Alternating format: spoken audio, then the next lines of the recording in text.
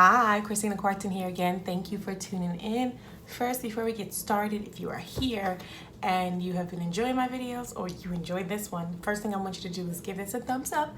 Then I want you to subscribe to my YouTube channel and then click on the notification bell so you're alerted when I do new videos.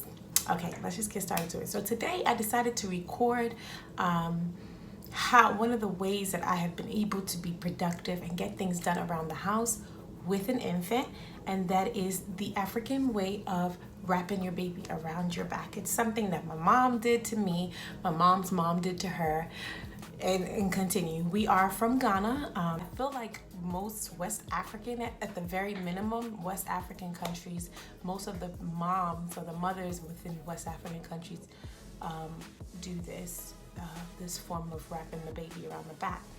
And it's something that I also have been doing since giving birth to my child, and it has been so helpful because, truth be told, everything that's out in the market, whether it be front-facing baby, the carriage in the back or whatever, there's nothing as effective as wrapping your baby with a piece of cloth.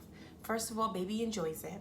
Second of all, it keeps your hands free and you're able to do stuff in front of you without a baby, and a growing baby at that, being right in front of you. So this has been so helpful, and I just want you to know that you don't have to be African to participate, and you also don't have to be a woman. To the men that are watching, support and encourage our mothers, help them out, grab the baby, put the baby around your back. I have seen my friend's husband, who is a Caucasian man, do this, and so I know that it's definitely possible, and it will really show your partner, your wife, that you appreciate her. So anyway, without further ado, I really hope that you enjoyed this video. If you do, share it with your friends, share it with those who have babies and might be looking for an alternative to carrying the baby in the front. Take care. So in order to do this, you're going to need a piece of fabric. What I'm using is about 2 yards. It measures 5 by 4. And what I do is I actually place the fabric under my legs just to secure it for now. I take my baby and I put my baby on the right side of my hip because I'm a righty.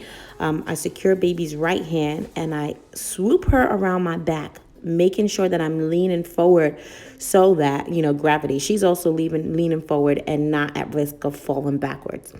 Then I take the cloth, I take like the top tail part of the cloth and swing it over her. And then I make sure that this is a really important part. Make sure that it's above her shoulders, like right at the bottom of her neck. And then you take the top portions of the fabric and you tie it in a knot up top. I start with doing the top portion first so that I can secure the top part of baby. Then I gather the fabric on the bottom, making sure that it's right below her bum, gathering it over her legs. Remember, her legs are on each side of my waist. So I'm just gathering the fabric together, securing it under baby's bum, under baby's legs. And then when I gather the fabric, I also go ahead and tie a knot on the bottom. And I secure it. I do a double knot. And make sure that you're tying it tight. Don't worry, baby's okay. It's not strangling baby. It's not on baby's neck. This is something that mothers have been doing for years, centuries. So you see there, baby is secure. She's happy. She's used to this, so she's totally fine. And she's going to give you a smile in a second. That's my Chloe. I love her.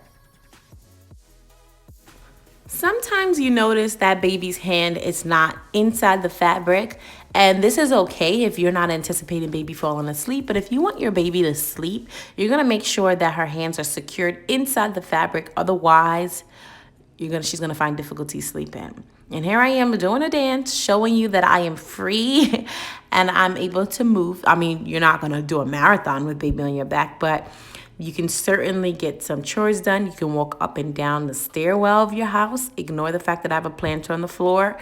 You can cook. You see that my baby is knocked out in the back. I know her head is just dangling. It's totally fine. Trust me, no babies were harmed in the recording of this. You can clean up your house. Here I am sweeping, and she is totally fine. She's knocked out behind my back. And here is how I take her down after I'm done doing all that I need to do. I started with the top knot, but you actually should start with the bottom knot, especially since that was the last knot you did. So here I am, I start with the top knot and I secure it with my neck, and then I unloose the bottom knot, and then I bring baby around pretty much the same way I placed her on my back. And you want to take your time doing this, making sure that she's secure and she's good. Because my daughter Chloe was still sleeping, I just make sure that she's still napping. You know, I don't want her to be alarmed by the fact that I'm removing her, but she's used to this. So thank you so much for watching. I really hope this was helpful to you. Have a blessed day.